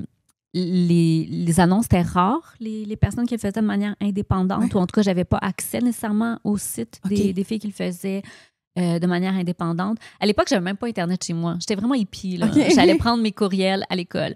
Mais quand on appelait l'agence, la réceptionniste, elle demandait, puis il y a des clients qui se faisaient refuser à cause de ça. Moi, j'ai toujours accepté, fait que j'avais les clients puis qui m'en parlaient, puis je sais que pour beaucoup, ils se sentaient très brusqués dans ça, puis je le conçois aussi. Moi, j'ai été très, très naïve. OK, bon, on revient tout le temps aux fameux clichés. Il y a des clichés aussi par rapport à la taille des pénis. Puis moi, je pensais vraiment que les clients noirs étaient refusés à cause qu'on pensait... Oui, puis que les filles ne voulaient pas avoir mal. Mais c'est pas ça. C'est un des arguments que le monde sorte. C'est tous des arguments qui viennent de des stéréotypes. Ça me tente même pas de les dire parce qu'on dirait que c'est dégueulasse. Mais la grosseur du pénis, c'en est un. Puis c'est tellement facile à refuter d'une façon que pourquoi, à place d'écrire « pas de client noir », t'écris pas « pas de pénis plus gros que telle grosseur ». Parce qu'il y en a dans toutes les origines ethniques des gros pénis. Si c'était juste ça, tu dirais « pas de pénis plus gros ou plus large que ça ». Sinon, on y va à la couleur de la peau, on y va à la race de la personne. Non, c'est vraiment... C'est très grave, puis oui, ça l'était... C'est incroyable que ça existe encore. Puis encore là, tout le monde... Et après ça, il y a du monde qui dit que c'est raciste, il y a du monde qui dit que c'est pas raciste, il y a du monde qui disent... Je comprends la femme qui est racisée, qui veut pas de clients racisés parce qu'elle a peur de tomber sur quelqu'un qu'elle connaît. Exactement. C'est le seul argument que je connais. Exact. Toute personne de sa communauté parce qu'elle se disait ça peut se rendre jusqu'à mes parents, jusqu'à ma famille. C'est le seul argument que je cautionne, que je suis d'accord avec, que je suis comme OK, fair enough. Après ça, tous les autres arguments, je trouve de quoi qui fait aucun sens par rapport à ça. J'ai déjà été bien drastique par rapport à ça, mais j'ai pas le goût de taper sur mes sœurs non plus. Là. Non, c'est Chacun fait ce qu'il veut avec son propre corps, là, rendu là. Parce que je pense qu'il faut le dire, ça vient du pas racisme, d'une bonne place. Oui. Ça, c'est sûr. Mais aussi, il y a le fait que, puis ça, je pense qu'on est d'accord toutes les deux, on peut refuser. On n'a pas à accepter n'importe quelle relation sexuelle. Fait que c'est pour ça que c'est dans une zone très complexe à discuter, je trouve. Ouais. Pour deux blanches en plus. Là, exactement. Pour qui on se prend. Là, mais oui, c'est du racisme. J'avais le goût d'en parler aussi pour savoir si c'était le même dans ton temps. On peut refuser des clients. On peut refuser pendant une relation aussi. Comme dans la vie de tous les jours, là, on peut refuser. L'argent ne donne aucun consentement. Exactement, c'est important. Puis ça, c'est une affaire que justement, quand les filles commencent dans ce métier-là, qui n'ont pas de système de support, ne savent pas vraiment. Peut-être ils pensent que l'argent, l'échange monétaire est un consentement, mais ça n'a aucun rapport. Là. c'est important que quelqu'un leur dise ça. Oui, t'sais. vraiment. Mais c'est assez incroyable que ça existait encore dans ce temps-là puis que ça existe aujourd'hui. On dirait qu'il n'y a pas tant de différence avec quand toi, tu étais escorte puis quand moi, j'étais escorte. Vraiment, les différences par rapport à la publicité. Oui, vraiment. oui. Tu sais, à cette heure, on peut se faire de la pub sur tous les réseaux sociaux. Moi, t'sais. j'étais dans les dernières où il n'y avait pas de photos parce que mon agence avait un site Internet. OK. Puis il y avait quelques filles qui montraient des photos, mais je te Ouais. dirais, il y avait peut-être 2 filles sur 15 qui montraient des photos. Le reste, non. Puis je me suis jamais fait achaler pour prendre des photos, etc. OK. Il y avait mon âge, mes mensurations et si je parlais grec ou non. C'est tout. Pourquoi grec? C'est pas grec pour l'anal?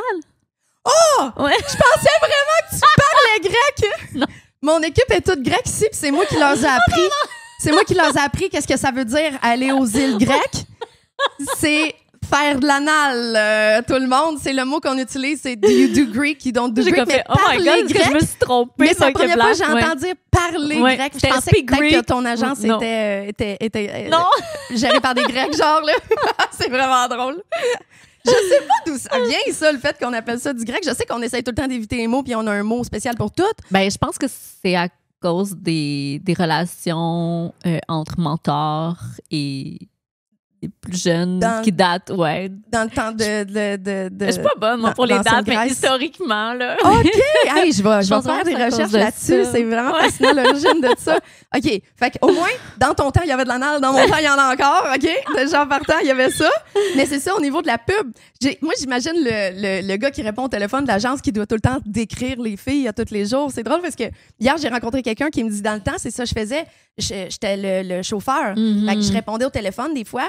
Puis il y avait les 3 filles dans mon char. Puis il fallait que je les décrive devant eux. Tu sais, elle a des beaux cheveux blonds platine. T'as à peu près 5 pieds 5. Puis il était à côté. Puis il fallait qu'il les décrive. Puis il paraît qu'il y avait du monde qui rappelait 15 minutes plus tard pour dire « Quelle fille que t'as? » Puis là, ben, qui raccrochait puis qui rappelait quelle fille que t'as. Je pense qu'il y a du monde que c'était ça leur fétiche d'envie, juste ouais. appeler toutes les agences pour se faire décrire des filles. Là. Ouais, j'en doute pas. Hey, c'est l'ancêtre du time waster qu'on a à cette heure. Exactement. Mais Ouais. moi, c'est pour ça que je travaillais en agence parce que je voulais pas de perdre de temps. Je te comprends. Vraiment. Oh, j'aurais jamais été indépendante s'il fallait que je réponde au téléphone. Là. Oh my God. Mais je reçois encore des dizaines d'appels par jour sur le téléphone de la job. Je les vois passer. Là. Enfin, que j'aurais pas dû dire ça, le monde va faire. Mais je vois pas de numéro. Je vois juste quelqu'un appelle sur le numéro de la job. Mais c'est écrit partout qu'on répond pas au téléphone. Là. Mon assistante serait pas à l'aise de se mettre à jaser avec le monde de toute façon. Là. Tu sais, c'est vraiment message texte, courriel, puis c'est les seules façons de me rejoindre. C'est le même pour la majorité. Tu sais. Mais par contre, c'est drôle parce que j'ai un ami homme qui fait plus maintenant, mais qui faisait ce travail-là. Puis j'étais avec, à un moment donné, on écoutait la TV ou whatever, son téléphone de job, il sonne, puis il répond. Puis là, quand il raccroche, je suis comme, tu réponds à ton téléphone de job? Il dit, ben oui, penses-tu que je vais aller voir quelqu'un que j'ai pas parlé au téléphone avant? Puis là, ça faisait du sens, par contre, parce que lui, c'était sa façon de screener, de voir si le gars, il est bizarre, etc. Parce que, tu sais, lui, c'est un gars de 6 pieds 6, les gros muscles, il est protégé à ce niveau-là à cause de sa shape de bouncer, mais il veut être sûr que c'est pas un gars en psychose qui va caler ou whatever. Il veut parler au gars au téléphone avant. Tu sais, c'est comme une façon de faire aussi, j'imagine, là. Mais encore là, ça doit être beaucoup, beaucoup de temps de commencer à screener le monde au téléphone. Mais des fois, juste entendre la voix du monde quand tu fais ce métier-là pour assez longtemps, on développe une intuition assez incroyable de faire ce métier-là. Tu sais, il y a l'intuition féminine, mais il y a l'intuition d'escorte aussi, quand tu penses à ça. Même sans vouloir la développer, on la développe à force de voir des gens de tout genre de personnes, des gens bien intentionnés, des gens mal intentionnés. On développe une intuition au point que j'ai un de mes amis de gars qui me dit, si je rencontre une fille, avant même de commencer à développer des sentiments pour, on va aller souper nous 3. Parce que je veux que tu y parles. Parce que même si les apparences sont vraiment bonnes de la fille, on dirait que moi, il y a de quoi qui va sonner en dedans de savoir si ça va faire mal à mon ami ou non. Non, mais je t'envie. Moi, je suis vraiment pourrie. Ah, je suis t'as pas tellement ça? pourrie, là. Oh my God. Cette intuition-là, tu l'as pas? Je pense pas. En tout cas, pour moi, non. Combien d'années t'as vu des clients? En présentiel, 2 ans. En présentiel. OK. Mais la majorité, c'était des réguliers. Tu sais, Ouais. on attire aussi pas nécessairement tout le temps les mêmes personnes, peu importe, c'est pas juste le physique, comment on va sentir. Puis moi, j'étais contente parce que je me sentais beaucoup plus en sécurité en voyant tout le temps les mêmes personnes. J'avais beaucoup de réguliers. Mais quand on pense à ça, puis là, je vais aller dark un peu, là, mais les gros drames qui arrivent dans notre industrie, une consoeur qui se fait tuer par un client, c'est presque tout le temps des réguliers. C'est vrai. Toutes les histoires qu'on a entendues dans les dernières années, t'es pas d'accord? Non. Non? OK. C'est Non. mon expérience à moi. J'ai pas checké de statistiques ou quoi que ce soit. Non, Mais ceux juste qui ont fait vraiment les manchettes dans les dernières années, c'était tout le temps des clients qui les avaient vus plusieurs fois avant. C'était amouraché un peu de la personne Mhm. ou qui voyait en elle quelque chose. Puis là, ben, soit qu'elle voulait plus le voir ou qu'il arrivait quelque chose dans sa vie. Puis c'est là que ça l'arrivait. Moi, c'est ça que j'ai vu. Mais En fait, travailler à ce là puis tu as sûrement ouais, accès à c'est plein ça. d'autres histoires que moi, j'ai pas accès. Puis il y en a beaucoup que, en fait, ça dépend. C'est vrai que le travail du sexe change. Comme quand j'étais chez Stella, il y avait aussi beaucoup plus de prostitution de rue. OK, Alors, ouais. des filles qui se faisaient suivre dans la rue, etc. Ce qu'on remarquait aussi, c'était des escortes qui se faisaient agresser par quelqu'un. Parfois, c'était des tentatives aussi de meurtre. Mais c'était comme une pratique pour que la personne, en fait, après tue une autre femme. Puis on voit, c'est bouleversant parce qu'on voit dans ce temps-là, on voit la mesure comme quoi on est moins importante. On n'est pas considéré comme d'autres citoyennes. 100%. C'est pour ça qu'on ne faisait pas la manchette. Quand ça faisait la manchette, c'est quand une femme se faisait tuer dans un stationnement puis qu'elle sortait, par exemple, d'un centre d'appel ou je ne sais pas, mais qu'elle n'était pas une travailleuse du sexe. Je sais qu'il y en a une que c'était dans un contexte de relation très proche avec un client qu'elle a été tuée, mais je sais que sa famille, par exemple, tient vraiment à ce que ça soit discuté de façon à... C'était pas de la violence contre une travailleuse du sexe, mais c'est vraiment un cas de victime de violence conjugale. OK. Alors, ça fait pour la famille, peut-être que c'est une façon de vivre le deuil aussi. Peut-être qu'ils ont accès aussi à l'histoire autrement, mais pour la famille, c'est vraiment important de retirer le travail du sexe de cette tragédie-là, puis que c'était vraiment un homme amoureux, horrible, qui a tué la femme qu'il Je aimait. vais comprendre d'une façon aussi de vouloir enlever ça de ça, parce que quand il y a un drame comme ça qui arrive dans les nouvelles, on est venus émus tous les deux tout de suite parce qu'on parle de nos sœurs, tu sais. Mais je trouve ça c'est horrible. tout le temps, je trouve ça horrible. aux États-Unis, ça va être Hooker got killed. Ici, ça va toujours être prostituée, escorte dans le titre.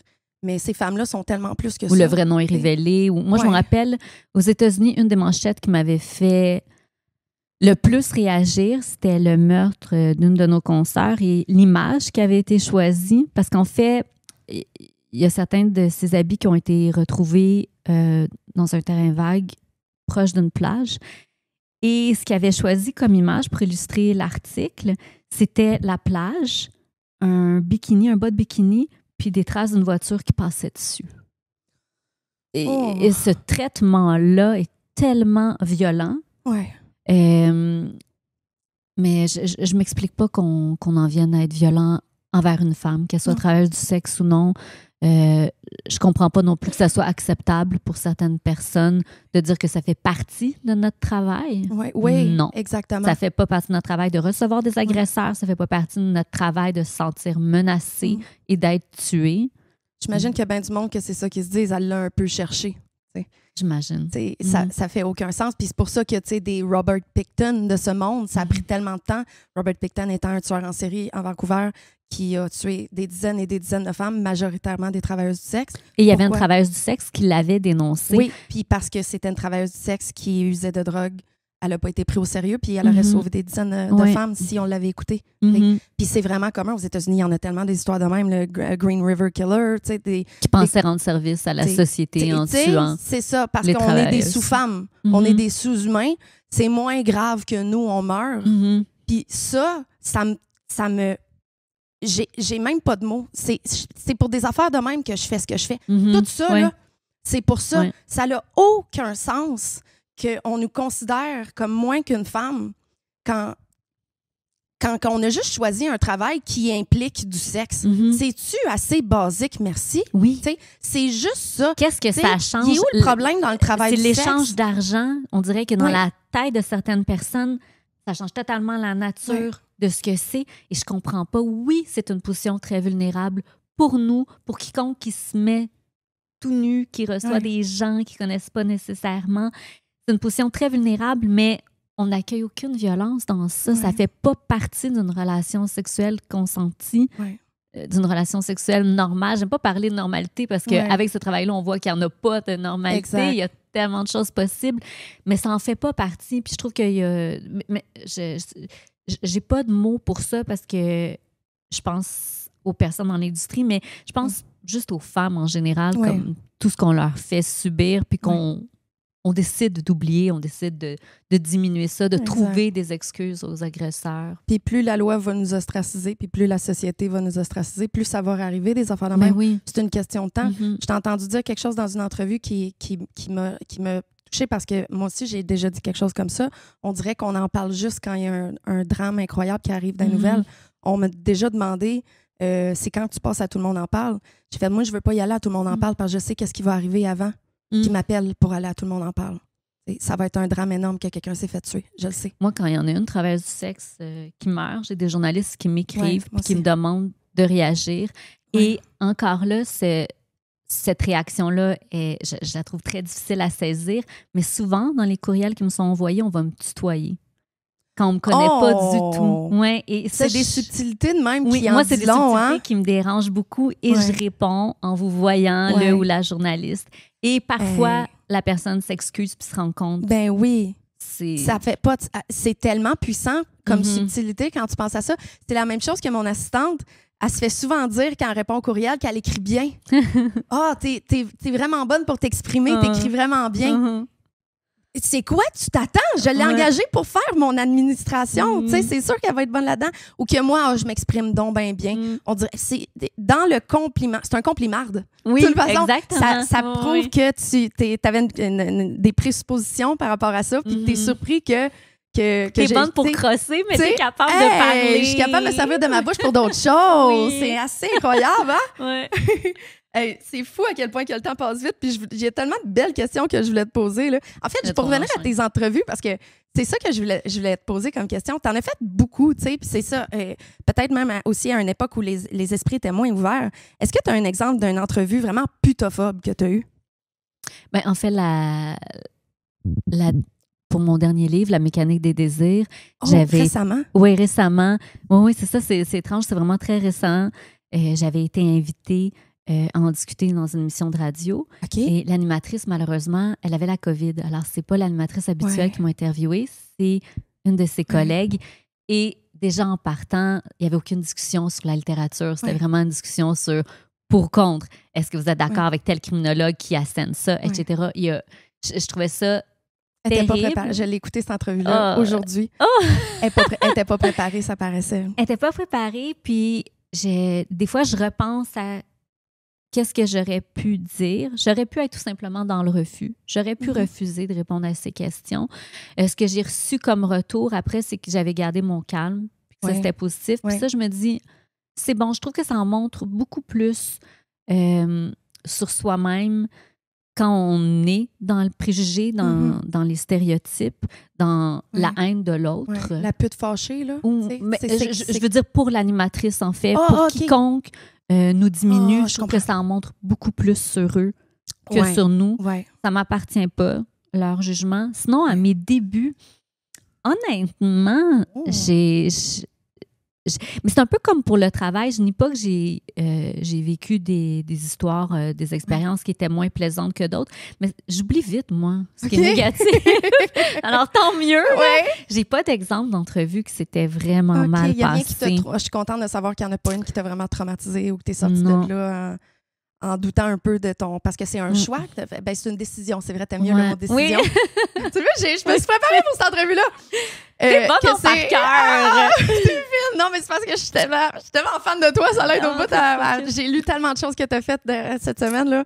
T'écris tellement bien, là. J'aurais aimé je veux qu'on parle de tes livres, tu sais. Parce que c'est tellement beau comment t'écris. Puis, tu sais, Escorte, par exemple, c'est ton premier, hein? Tu sais, le choix de titre en partant, là, Escorte, là. Moi, je voulais pas ça. J'ai tellement un problème avec les titres, là. Pour vrai? C'est incroyable, je suis pourrie pour les titres. Escorte, c'est pas moi qui l'avais choisi. Je pense que je voulais l'appeler Poupée ou je ne me rappelle plus comment je voulais l'appeler, mais c'était pas assez vendeur, fait que c'est la maison d'édition qui l'a choisi. J'aimais pas ça parce que je trouvais que c'était vraiment un rappel de ce que Nelly Arcan avait écrit, donc putain. Puis j'avais eu des blagues là-dessus. Il y a des gens qui disaient, OK, ton prochain, ça va être quoi? Ça va être Démente ou quelque chose comme ça, vu que son deuxième, c'était Folle. Alors, je trouvais ça dommage que ça soit ce titre-là. C'est vraiment pas le même genre de littérature mais non plus, là. Je comprends que ça a été choisi au niveau marketing, ça s'est bien vendu, etc. Mais mon livre préféré, c'est vraiment Juicy. Puis ce titre-là, en fait, il nous est venu... l'éditeur de la maison d'édition de ta mère, je le dis souvent, c'est grâce à lui que j'écris encore parce que j'ai été accueillie dans cette maison-là. Ils m'ont aidé à l'écrire, ils m'ont écouté. Quand je dis aider à écrire, là, ils n'ont pas écrit mon livre là, parce que en fait, je me suis déjà fait dire aussi est-ce que c'est vraiment toi qui écris? Ouais, ça, c'est parce que ça se peut pas. Quand je suis tombée enceinte, on m'a demandé est-ce que tu sais c'est qui le père aussi? Oh non! Ouais. Mais bref, Juicy, je l'ai écrit comme sur une longue période. Fait qu'ils m'ont vraiment aidé, à approfondir l'histoire. Puis aussi des détails, comme je parlais de Blackberry, mais ça marchait plus à l'époque, les Blackberry. Là. OK. Mais bref, ils m'ont tellement accueilli, cette maison d'édition-là. J'ai retrouvé le plaisir d'écrire. Ça a été une thérapie pour moi, cette publication de livre-là. Puis en fait, le titre, c'est parce qu'on niaisait c'est très époque, années 2000, Juicy. Puis on parlait justement de la mode, Paris Hilton qui avait... Oui, puis c'est comme ça qu'on a changé. Il allait s'en aller en impression, puis on l'a changé. Okay. Sinon, je pense que le titre, c'était « À quatre pattes ». OK. Qui est évocateur, mais qui est moins... moi, je l'aime moins. OK. Puis la mécanique des désirs, j'ai laissé tomber. Puis à un moment donné, j'ai accepté ce que me proposait mon éditrice. Okay. On choisit nos batailles. Les titres, c'est vraiment pas... Les titres, c'est vraiment pas ma force. OK. Mais j'aurais voulu quelque chose d'évocateur. Comme le dernier livre est beaucoup sur l'attente. Quand on est escorte, on attend. Oui. Les clients, on attend d'être choisis aussi. J'aurais voulu un titre qui montre cette attente-là. En tant que femme aussi, que j'attends quelque chose de plus dans ma vie. Je sais pas, c'est plus triste que juste la mécanique des désirs qui fait un peu scientifique. Ouais. Mais bon, je suis très critique par rapport à ça, là, mais bon. T'as pris ta retraite de l'escorting quand, je peux le dire, hein, tu l'as déjà dit un peu partout, quand t'es tombée en amour avec un client. Aujourd'hui, c'est le papa de tes enfants. Ouais, ça fait 17 ans que je suis avec lui. Oh, wow! C'est incroyable. 17 ans, c'est incroyable. Encore là, ça défait plein de préjugés. Ça rentre un peu dans un préjugé, mais ça le défait en fonction que vous êtes une famille, vous êtes ensemble depuis aussi longtemps, puis c'est vraiment beau, tu sais. Parce qu'on dirait que c'est toujours... il y a comme le stéréotype du sauveur qui va venir sortir l'escorte de ça, mais toi, tu l'as dit ouvertement plein de fois après ça, que ça te manque, tu sais. Ça te manque-tu encore? Non, parce que j'ai toutes les histoires de mes amis. OK. Mais pendant longtemps, oui, ça m'a manqué. Ouais. Vraiment beaucoup. OK. Vraiment. Ouais. Ça a vraiment été un deuil arrêté. Je pense que c'est un deuil pour beaucoup de filles qui décident de cesser. Puis c'est pas juste un deuil monétaire, c'est... Je sais pas, il y a quelque chose, il y a un thrill, il y a une excitation dans ça. Autant aussi, parfois, une angoisse qui est liée à ça. Mais... ça fait vivre des émotions incroyables. L'adrénaline de rencontrer quelqu'un de nouveau, le afterglow d'après un rendez-vous aussi, que moi, je suis totalement dépendante de ça. Là. Je pense que c'est ça qui me manque le plus. Je suis pas quelqu'un qui est bonne avec les horaires. OK. Vraiment. Comme, en fait, après avoir été escorte, pendant quelques années, j'ai pas travaillé comme ça, mais après, je suis devenue mère. Puis mère aussi, c'était un autre rythme. C'était vraiment le rythme de mes enfants, en fait. Puis j'aime ça, avoir un autre rythme, pas un rythme de 9 à 5. Je serais jamais capable. Mais quand tu parlais de sauveur, par exemple, mes parents ont décidé de prendre mon chum comme sauveur, je pense. Que pour eux, pour accepter notre couple, pour accepter que j'ai été escorte, il fallait que ça cesse grâce à quelqu'un. Puis ça a été lui. Mais sinon, non, il n'y a vraiment pas une position de sauveur. Il y a une autre affaire qui est fascinante parce qu'on a tellement de choses en commun dans notre parcours, tu sais. Puis aussi, c'est pour ça que je me fais associer à toi beaucoup parce qu'il y a des travailleuses du sexe ouvertes comme ça dans les médias qui montrent un côté authentique, mais plus positif que négatif de ça. Il n'y en a pas beaucoup. Tu sais, on peut les nommer sur une main là, au Québec. Tu sais. Et je me demandais où tu penses qu'elle est la place de la travailleuse du sexe dans les médias? Dans la culture québécoise mainstream, mettons? Je sais pas. Je suis pas sûre de comprendre complètement la question. Je pense que... Est-ce qu'on a... oui, clairement, ta réponse, ça va être oui, on a notre raison d'être dans les médias, etc. Mais est-ce que ça vient avec une responsabilité? Par exemple, on met souvent la responsabilité d'être la porte-parole, la poster girl de la prostitution au complet. C'est fucking lourd comme titre, il faut se le dire. En attendant, je parle de mon expérience à moi et rien d'autre. T'sais, mais est-ce qu'on a notre place dans les médias, premièrement, et est-ce que c'est nécessaire à la société québécoise qu'on ait un micro en ce moment? T'sais? Oui, je dirais pas... j'aime ça des fois, comme critiquer les médias, parce que oui, j'ai été travailleuse du sexe, mais j'ai aussi travaillé dans différents médias, et à un moment donné, j'avais écrit des articles sur des amis, on a pris leur nom, on est allé les contacter sans passer par moi. Et là, ce qu'on était venu à leur demander, c'était quasi de parler de la météo. Alors, non, les travailleuses du sexe, on n'est pas là pour divertir en tant que Miss Météo. C'était pas pour parler de la météo, mais c'était quelque chose de totalement... faisait abstraction du travail. Okay. C'était juste comme, je vais prendre une belle dominatrice puis je vais lui poser des questions sur les meubles à avoir dans ma maison, par exemple. Je pense que ça ressemblait à ça. Alors, je pense qu'il faut arrêter de nous voir comme un divertissement. Je pense que oui, on a notre place. Ouais. On a notre place pour parler de tellement d'enjeux en plus et aussi, surtout, de sortir du pour-contre. On le dit que c'est un travail, écoutez-nous. Et là, à partir de ça, on peut parler de 1001 sujets. Avec Natalia Vuchovska, que j'ai rencontrée quand elle était journaliste puis qu'elle m'interviewait pour Juicy, on a commencé l'infolettre Nouvelle Intime. C'est de ça qu'on parle. On parle de plein de choses qu'on ne voit pas dans les médias. Puis c'est tellement intéressant parce que dans l'industrie, on a 1000 anecdotes surtout. Puis je pense qu'il faut vraiment... C'est une façon de découvrir autre chose dans l'industrie que ce qui nous est projeté tout le temps, que ça soit la paire de jambes dans les Borésilles ou les histoires de meurtre aussi. Exact. C'est pour ça ce podcast-là, en fait. Là. Moi, j'étais à 2 podcasts d'arriver ici en bas de pyjama, là, justement parce que je veux pas le forcer, mais ça va venir naturellement de juste montrer cette facette-là du travail du sexe, mais ce podcast-là va pas être juste par rapport au travail du sexe. Comme je te disais avant même qu'on enregistre, je veux montrer que les escortes, les travailleuses du sexe, on est capable de se mêler à tout genre de monde, qu'on n'est pas juste notre travail, mais en même temps, il faut en parler de ce travail-là. Cet épisode-là est vraiment travail du sexe, mais j'ai des épisodes sur toutes sortes d'affaires, sur toutes sortes de sujets, parce qu'on dirait que, justement, l'escorte est une escorte. C'est toujours l'étiquette qu'on a puis qu'on peut jamais se défaire puis qu'on dirait qu'on est réduit à ça énormément. Mais on est tellement plus que notre travail, tu sais. Puis ça, c'est important que le monde il réalise ça. C'est une étiquette indécrottable. Ça fait des années que tu as arrêté. Tu l'as encore, cette étiquette-là. Tu vas l'avoir toute ta vie. Je vais l'avoir toute ma vie, tu sais. En attendant, c'est une étiquette qu'on peut être fier, mais c'est pas tout ce qu'on est. T'es une maman, t'es une écrivaine, t'es une personne incroyable. Faut que je te le dise. Oh, je t'aime tellement, là. T'as pas idée. Ben non, mais oui, c'est vrai, il est blanc. Dès que j'ai pensé à faire ce podcast-là, t'étais comme la première sur la liste de ceux que je voulais recevoir. Mais j'aime que tu as utilisé le mot fierté. J'ai même pas pensé. Je pense qu'on a beaucoup d'audace, qu'on est fiers toutes les deux. Puis, je sais pas où je m'en allais dans ça, mais oui, il y a une certaine fierté. Puis on dirait que moi, je sais pas si ça t'a fait ça quand tu as fait ton coming out public. Moi, on aurait dit que pour devancer le dégoût des autres ou le mépris, c'est la première chose que j'affichais aussi de moi. Je disais le nombre de gars avec qui j'avais couché, je disais que j'avais été escorte. Ça a été vraiment une grosse passe. Et encore là, par exemple, ça me suit ça et j'y tiens. Comme par exemple, Mélodie Nelson, c'est sous ce nom-là que j'écris, mais c'est pas mon vrai nom. Mais ça va être quand même le nom que je vais utiliser, par exemple, l'adresse courriel que je vais utiliser pour écrire à des parents, à des parents d'amis de mes enfants, à leurs professeurs, à n'importe qui, parce que je veux pas que ça soit une cachette. Je veux pas qu'après, ils se disent « Ah, en fait, j'ai découvert qui elle était. » Non, je suis telle personne, je suis qui je suis faite comme cela. C'est tellement beau à quel point que tu l'assumes, là, ça m'inspire énormément. Toi, ta personne d'être, là, ta façon d'être, là, la personne que tu es, parce que justement, je comprends toutes les travailleuses du sexe qui le font dans l'ombre. Ils n'ont pas à avoir une mission sociale par rapport à ça. Mais en attendant, avoir un exemple de quelqu'un qui l'a assumé pleinement avant moi, ça m'inspire énormément dans la mission que j'ai. On a la même cause. Et je nous souhaite vraiment la décriminalisation. Je nous souhaite l'acceptation sociale aussi, parce que la décriminalisation, c'est politique.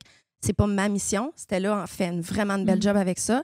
Moi, je veux que les gens s'ouvrent l'esprit à des gens comme toi puis moi et qui nous mettent la même valeur que n'importe quelle femme qui fait un métier en comptabilité ou en littérature. Je pense que c'est l'assumer autant, c'est une façon aussi d'être bien. Et c'est la façon qu'on a trouvé d'être bien dans l'industrie. Exactement. Il y a certaines personnes qui vont changer totalement de personnalité pour être capables de mieux travailler. Moi, il fallait que je reste moi-même en travaillant. Parce que pareil, c'est la façon de ne pas se perdre là-dedans. Oui, vraiment. Fait que je nous souhaite un avancement dans la société. Je nous souhaite bien sûr une décriminalisation, de l'écoute, de l'ouverture d'esprit, que les gens en parlent avec leur famille. On dirait que le monde ne sont même pas game d'en parler avec leur famille parce qu'on dirait que le monde va penser que peut-être qu'eux aussi ils font ça. il faut enlever le tabou par rapport à ça. Je nous souhaite ça pour l'avenir. Puis je le répète souvent aussi, je pense que tout le monde connaît des travailleuses du sexe, mais si vous avez jamais eu la chance de discuter avec quelqu'un qui vous a dit que c'était une travailleuse du sexe, c'est parce qu'elle vous fait pas confiance. Alors, mais on soyez dit la même personne. phrase! C'est incroyable, hein? Plein de Pour monde qui vrai. va écouter ça m'ont entendu dire ça dans des grosses entrevues. Sûr que tout le monde connaît Tout le monde travailleuses connaît une du sexe. travailleuse du sexe. Ouais. Si tu n'en connais pas, il faut que tu te poses des questions sur toi-même parce qu'elle n'a pas été Exactement. assez à l'aise pour te le dire. Tu sais, il y a un podcast en anglais qui est Someone You Love. OK. Tu sais, c'est un podcast sur le travail du sexe, justement. Someone You Love is a sex worker. Pour cette raison-là, tu devrais te battre pour nos droits. Tu sais, c'est les droits des travailleuses du sexe, c'est les droits de l'humain. C'est tout. Oui, exactement. C'est juste ça que c'est les droits de la femme, c'est les droits de l'homme, c'est les droits humains. Faut que ça change. Puis je suis vraiment contente pour tous ceux qui se sont rendus jusqu'à la fin de l'épisode. Puis surtout ceux qui ne sont pas des travailleuses du sexe, puis qui ont décidé d'écouter notre message jusqu'à la fin. Ça me touche vraiment. Merci beaucoup. Merci beaucoup, ma belle Mélodie, d'être venue sur mon show. Plaisir. Je suis vraiment contente de t'avoir rencontré. Moi aussi. Puis si à un moment donné c'est décriminalisé, on se fait un méchant party. Un méchant party. Merci, ma belle. Pour chaque avancée, ça mérite oui, une chaque célébration. baby steps. Oui, Baby c'est steps. Merci beaucoup. Restez joyeux.